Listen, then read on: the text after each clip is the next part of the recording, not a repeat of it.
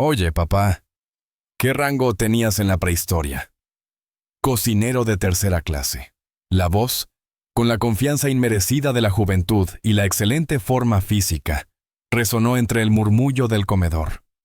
Pertenecía al suboficial Miller, un SEAL de la Armada cuyo cuello era más grueso que los muslos de la mayoría de los hombres. Estaba de pie junto a dos de sus compañeros, con sus bandejas repletas de la clase de combustible hiperproteico y calórico necesario para forjar armas humanas. Formaban un triángulo compacto e intimidante alrededor de una pequeña mesa cuadrada, donde un hombre estaba sentado solo. George Stanton, de 87 años, no levantó la vista de su chili. Se llevó una cucharada a los labios con una mano firme, un marcado contraste con la piel arrugada y manchada por la edad que la cubría. Vestía una sencilla chaqueta de tweed sobre una camisa blanca, una ropa que desentonaba entre el mar de camuflaje digital y uniformes azul marino. Masticaba despacio, con la mirada fija en un punto más allá del muro del bullicioso comedor de la base anfibia naval de Coronado. Miller sonrió con sorna a sus compañeros, quienes rieron entre dientes, complacidos por el ingenio de su líder. «Te estoy hablando a ti, veterano. Esto es una instalación militar. Hay que aprobar los exámenes para estar aquí. ¿O acaso te habías colado desde la residencia de ancianos buscando comida gratis?» El comedor, nunca del todo silencioso, empezó a cambiar de ambiente. La cacofonía de cientos de conversaciones distintas comenzó a desvanecerse. El tintineo de los cubiertos sobre los platos de cerámica se hizo más nítido a medida que los demás sonidos se apagaban. La gente empezó a girarse. Esto era algo más que un joven haciendo ruido. Fue todo un espectáculo, y un anciano, a su pesar, era el centro de atención. George terminó su cucharada de chili. Dejó la cuchara con cuidado junto al tazón. El metal no hizo ruido al chocar contra la bandeja de plástico. Sus movimientos eran económicos, sin desperdiciar energía. Aún no había cruzado miradas con la foca que se cernía sobre él. Esta plácida negativa a dialogar pareció alimentar la arrogancia de Miller. Se inclinó hacia adelante, apoyando sus enormes antebrazos tatuados sobre la mesa, una clara invasión del espacio personal del anciano. La mesa, atornillada al suelo, ni siquiera se inmutó. «Mírame cuando te hablo». La voz de Miller bajó de un tono burlón a un gruñido grave. «Aquí tenemos normas. No permitimos que cualquier civil entre y ocupe una mesa. Así que, te lo pregunto de nuevo. ¿Quién eres y qué haces en mi base?» El pronombre posesivo, mi base, resonó en el aire, denso y odioso. Varios de los marineros más jóvenes de las mesas cercanas se movieron incómodos. Conocían a Miller, conocían su reputación. Era un estratega excepcional, un guerrero de altísimo nivel, pero portaba su tridente como un cetro y trataba a cualquiera ajeno a su círculo de élite con un desdén casual que rayaba en el desprecio. George finalmente giró la cabeza. Sus ojos, de un azul pálido y acuoso, parecían reflejar un profundo cansancio. Pero bajo esa mirada había algo más, una quietud, una profundidad. Era como mirar la superficie de un lago helado, tranquila y reflectante, insinuando la inmensa presión fría oculta bajo ella. Miró el rostro de Miller, luego el tridente con el sello dorado prendido en su pecho, y después sus ojos. No dijo nada. «¿Qué? ¿Estás sordo?». Intervino uno de los amigos de Miller, inclinándose sobre su hombro. «Te hizo una pregunta». «Déjeme ver su identificación», exigió Miller, enderezándose. Su mano gesticuló con impaciencia. Esto era un abuso de autoridad flagrante, y todos en la sala lo sabían. Un suboficial no tenía derecho a exigir identificación a un visitante en una zona común. Esa era la función del sargento mayor, de la seguridad de la base. Pero nadie iba a gritar «¡Foca!» en medio del comedor. El coste social era demasiado alto. Era más fácil mirar hacia otro lado, fingir que no se oía nada, y de repente encontrar las judías verdes fascinantes. George Stanton no buscó su cartera, sino su vaso de agua. Dio un sorbo lento. El silencio en las inmediaciones de la mesa era ahora casi absoluto. La tensión era palpable, se cernía en el aire. El rostro de Miller enrojecía de ira. Su desafío público era recibido con una indiferencia silenciosa e implacable. Y en la rígida jerarquía de la vida militar, esa era una señal intolerable de falta de respeto. Lo estaban haciendo quedar en ridículo. «¡Ya basta!», espetó Miller. «Tú y yo estábamos dando un paseo para ver a la madre. Levántate ya». Señaló un pequeño broche deslucido en la solapa de la chaqueta de tweed de George. Era de diseño sencillo. Un par de alas estilizadas con un pequeño escudo en el centro. Sus detalles estaban desgastados por el tiempo. «¿Y puedes explicarme qué es esa baratija?» «Eso se compra en una tienda de excedentes militares para impresionar a las damas», dijo Miller, señalando el broche con desdén. El mundo que rodeaba a George pareció desvanecerse por un instante. El olor a chile industrial y lejía fue reemplazado por el aroma a ozono y tierra húmeda. El murmullo grave del cúter se convirtió en el chillido agudo de un bombardero cero en picado. El golpe sordo de la artillería antiaérea resonaba en sus huesos. Sintió la presión fantasma de una mano en su hombro, la mano de un joven, fuerte y segura. Una voz, apenas un susurro entre el fragor de la batalla, dijo: «Nos vemos al otro lado, fantasma». El recuerdo fue un destello, un fotograma de una película de antaño, pero tan real como la mesa frente a él. El prendedor en su solapa no era una baratija, era una promesa, un vago recuerdo, para el fantasma de Luzón. Parpadeó, y el desorden volvió a solidificarse a su alrededor. El rostro enfadado de Miller estaba a centímetros del suyo. Al otro lado del amplio salón, atendiendo la línea de servicio, estaba el marinero aprendiz Davis. Con 19 años, Davis aún era nuevo en la armada. Lleno de ideales sobre el honor y el respeto que la realidad del día a día iba desvaneciendo poco a poco. Había estado observando el encuentro con una creciente sensación de malestar en el estómago. Había visto a su propio abuelo, un orgulloso marine que luchó en el embalse de Chosin, ser tratado con similar indiferencia por un mundo que había seguido adelante y lo había olvidado. Verlo suceder allí, en una base, en una sala llena de militares, le parecía un sacrilegio. Vio las miradas de suficiencia en los rostros de los otros SEALs. Vio la mirada esquiva de los demás marineros. Vio la mano de Miller dirigirse hacia el hombro del anciano. Un acto de agresión sin retorno. Davis sabía que no podía intervenir. Él era marinero. Miller era un SEAL. Intervenir sería un suicidio profesional. Pero no hacer nada le parecía una traición a todo aquello que se suponía que representaba. Sus ojos se dirigieron al teléfono colgado en la pared de la cocina. Una idea, desesperada y probablemente estúpida, le cruzó la mente. Sabía a quién llamar, no a la MAA. Seguramente se pondrían del lado de la operadora antes que del anciano. Necesitaba a alguien de mayor rango, alguien que no solo se rigiera por normas, sino también por la historia. Tras secarse las manos en el delantal, Davis se escabulló de la línea de servicio al bullicio y el vapor de la cocina principal. Nadie le prestó atención. Caminó rápidamente hacia el teléfono de pared, con el corazón latiéndole con fuerza en las costillas. Marcó la extensión de la oficina del jefe maestro de comando, un hombre conocido en toda la base simplemente como el Ancla. El suboficial Thorne era una leyenda viviente. Un hombre que había olvidado más sobre la tradición y la historia naval de lo que la mayoría de los eruditos jamás aprendieron. Si alguien podía entenderlo, era él. Un hombre contestó al segundo timbre. Oficina del suboficial. Necesito hablar con él.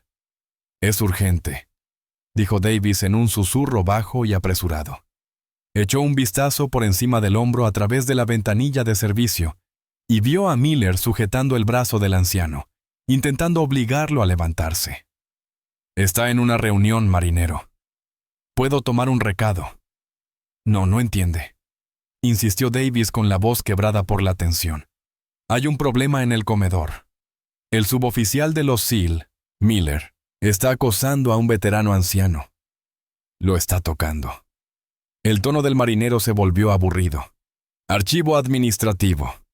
Informe al marinero de la MAA. El jefe maestro no se ocupa del veterano. Su nombre es George Stanton. Davis interrumpió, atropellando las palabras. Está ahí sentado, sin hacer nada. Miller está armando un escándalo. Hubo una pausa al otro lado de la línea. Un largo y profundo silencio. Davis pensó que le habían colgado. Entonces oyó una voz apagada. El marinero decía, «Jefe maestro, tiene que oír esto». Una nueva voz se oyó al otro lado de la línea, áspera y dura como percebes en un casco. «Soy el jefe maestro Thorne. ¿Qué acaba de decir?» El jefe maestro Davis tartamudeó, enderezándose un poco, aunque nadie podía verlo. Marinero Davis Galley. El suboficial Miller estaba a punto de sacar a rastras del comedor a un anciano llamado George Stanton. Otro silencio, pero este era distinto. Era denso, cargado de una energía que Davis no alcanzaba a comprender. Oyó un chirrido seco, como el de una silla que se aparta bruscamente de un escritorio. «Hijo». La voz del suboficial Thorne sonaba peligrosamente baja, desprovista de toda formalidad. «No le quites la vista de encima a George Stanton. No lo pierdas de vista. La ayuda está en camino». La línea se cortó. En el edificio de mando, a un cuarto de milla de distancia, el jefe maestro Thorne se levantó tan bruscamente que su taza de café tintineó contra el platillo. Su rostro, un mapa de carreteras marcado por el sol abrasador y la sal marina, se había puesto pálido. El imán lo miró con los ojos muy abiertos. «Contactadme con el comandante de la base en mi línea privada», ordenó Thorne con voz grave y atronadora. Ya se estaba poniendo su gorra. La insignia del rango más alto de suboficial de la Armada brillaba bajo las luces fluorescentes. «Y averiguad si el almirante Hayes sigue en su coche. Su convoy debía haber partido hacia el aeródromo hace 10 minutos. Contactad con ellos por radio. Dígales que den la vuelta. Dígales que es una cuestión de historial operativo». El hombre que se esforzaba por obedecer no entendía las palabras historial operativo, pero sí el tono. Era como si a un gigante dormido lo estuvieran pinchando con un palo afilado. Nunca había visto al jefe maestro moverse con una urgencia tan frenética y controlada. Era la clase de energía que uno esperaba antes de una acción naval. No por una riña en el comedor. Buscó a tientas el teléfono con la mente a mil. ¿Quién demonios era George Stanton? De vuelta en el comedor, la paciencia de Miller se había agotado. La serena negativa del anciano a dejarse intimidar era una clara muestra de su falta de autoridad. Había ido demasiado lejos como para dar marcha atrás ahora. Apretó con más fuerza el delgado brazo de George. «Muy bien, abuelo, ya está». Se acabó. Gruñó, tirando del anciano para levantarlo de la silla. «Tienes derecho a guardar silencio porque realmente quiero que lo hagas. Eres un riesgo para la seguridad en una instalación segura. Y vendrás conmigo a una larga y agradable charla con gente que sabe cómo hacerte hablar». Este fue su último e irreversible abuso de poder. Estaba arrestando extraoficialmente a un civil, amenazándolo, todo por su orgullo herido. Las conversaciones que aún se oían en el pasillo se apagaron por completo. El único sonido era el zumbido del sistema de ventilación. Todas las miradas estaban fijas en la escena, con una mezcla de horror y morbosa curiosidad en los rostros de los presentes. George se puso de pie, no por la fuerza que Miller aplicaba, sino con una gracia lenta y cansada, como si simplemente hubiera decidido que era hora de levantarse. Parecía pequeño y frágil junto al enorme sello. Fue en ese preciso instante cuando las puertas principales del altar se abrieron de golpe con tal fuerza que resonaron contra las paredes interiores. El repentino estruendo hizo que todos dieran un respingo. En el umbral de la puerta se alzaba el comandante de la base, un capitán de la Armada con el pecho repleto de condecoraciones y una expresión de furia gélida. A su lado estaba el jefe maestro Thorne, con el rostro impasible. Tras ellos, 2 guardias de la infantería de marina, con uniforme de gala, cuya presencia tan inesperada y formal sembró la confusión en la sala, y entrando por la puerta, con una autoridad silenciosa y deliberada que hizo que el aire se volviera denso, apareció un hombre con un impecable uniforme blanco de servicio. Sobre sus hombros lucían las 3 estrellas plateadas de vicealmirante. El espectáculo fue tan impactante, tan fuera de lugar para un almuerzo de martes, que por un instante nadie se movió. De pronto, una oleada de actividad recorrió el salón. Marineros y oficiales, al ver la formación, se pusieron de pie de un salto, haciendo rechinar las sillas contra el suelo de linóleo. Una oleada de cuerpos se puso firme. Todos menos el suboficial Miller. Estaba paralizado, con la mano aún aferrada al brazo de George Stanton, la boca entreabierta, su cerebro intentando procesar la escena. El comandante de la base, el jefe maestro, un almirante presente. No tenía sentido. Los ojos del almirante, penetrantes e inteligentes, recorrieron la sala fugazmente antes de fijarse en la pequeña escena en el centro de todo. Ignoró los saludos, ignoró al comandante, ignoró a todos. Su mirada estaba fija en el anciano de la chaqueta de tweed y en el foca que lo sujetaba. Comenzó a avanzar. Sus pasos eran medidos, silenciosos sobre el suelo pulido. Se movía con una determinación pausada que resultaba más intimidante que cualquier carga. El comandante de la base y el jefe maestro Thorne se colocaron tras él como una guardia aptoriana. Toda la población de Mesaúl contuvo la respiración. El almirante se detuvo justo frente a la mesa de George. Su mirada recorrió el rostro sereno de George hasta la mano de Miller sobre su brazo. El agarre de Miller, que momentos antes había parecido tan firme, ahora se asemejaba a una profanación. La mirada del almirante era como un peso físico, y Miller sintió un escalofrío recorrerle la espalda. Finalmente, soltó el brazo de George con la misma facilidad con que quemaba una brasa. Entonces, el almirante hizo algo que desmoronó la realidad de todos los presentes. Enderezó los hombros, juntó los talones con un chasquido audible y se llevó la mano a la frente en el saludo más solemne y respetuoso que Miller jamás había visto. Fue un gesto profundamente significativo, una muestra de respeto de un almirante a un anciano anónimo y encorvado. «Señor Stanton», dijo el almirante con voz clara, destilando un respeto casi reverencial. «Es un honor, señor. Le pido disculpas por la interrupción. Lo teníamos en la lista de visitantes para la inauguración del monumento, pero mi ayudante no me informó de su llegada. Le ruego me disculpe por el descuido». Todo el salón era un diorama helado de incredulidad. «Señor Stanton». «Señor». Los títulos provenientes de un almirante parecían desafiar las leyes de la física militar. El rostro de Miller, que antes había enrojecido de ira, ahora era ceniciento. Su bravuconería se había desvanecido por completo, reemplazada por un terror frío y creciente. El almirante bajó el saludo, pero mantuvo la vista fija en George. Luego giró levemente la cabeza y, alzando la voz, se dirigió a la sala, que permanecía en silencio y absorta. «Para quienes no lo sepan», comenzó el almirante con un tono propio de un profesor de la Escuela de Guerra Naval, «sería conveniente que recordaran al hombre que tienen delante. Este es George Stanton. En 1943, con 20 años, siendo especialista en demolición de combate de la Armada, un buzo de combate, el precursor de los SEAL, él y su equipo fueron desplegados en el estrecho de Luzón. Su misión consistía en desactivar los puestos de escucha japoneses en una serie de islas fortificadas. Se denominó Operación Anochecer.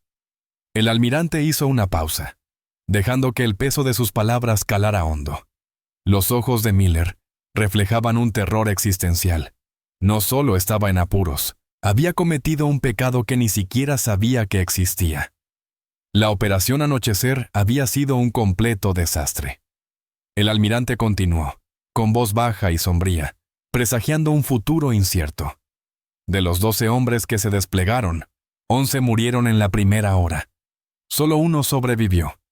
Durante 72 horas, Logró evadir la captura en una isla plagada de patrullas enemigas. No solo sobrevivió, sino que completó la misión en solitario. Desactivó los 3 puestos de escucha utilizando explosivos improvisados y su cuchillo. Cuando el equipo de rescate finalmente lo encontró, subsistía a base de raíces y agua de lluvia, y había abatido a 17 combatientes enemigos sin disparar un solo tiro. Por sus acciones, recibió la medalla de honor. Lo llamaban el fantasma de Luzón. Un suspiro colectivo recorrió la sala. La medalla de honor, la condecoración más alta y sagrada. Un nombre pronunciado en voz baja, símbolo de un valor casi sobrehumano. Y este anciano tranquilo, al que habían ridiculizado por un simple prendedor, era uno de sus galardonados. «El prendedor en su solapa», dijo el almirante, clavando ahora la mirada en Miller, que parecía a punto de desplomarse. «Es la insignia original no oficial de su unidad. Se la dio su jefe de equipo, que murió en sus brazos en aquella playa. No es una baratija», dijo el almirante, volviéndose hacia George con expresión más suave. «George, de nuevo, lo siento muchísimo». El comandante de la base finalmente dio un paso al frente, clavando la mirada en el suboficial Miller. «Suboficial», dijo el capitán con voz de espada, silenciosa y letal. «Eres una vergüenza para ese tridente que llevas en el pecho. Te presentarás en mi oficina en 5 minutos. Te acompañará el suboficial mayor.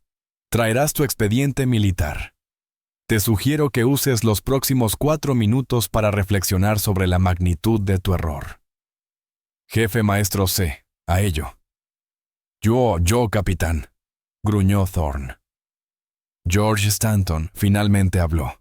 Su voz era baja, ronca por la edad, pero poseía una autoridad innegable que silenció incluso al almirante.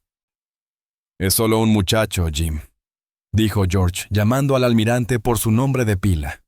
«Lleno de energía. Todos fuimos así alguna vez, arrogantes y seguros de nosotros mismos. El servicio lo templará o lo quebrará. Así son las cosas. Que el muchacho aprenda la lección, pero no lo arruines por ello».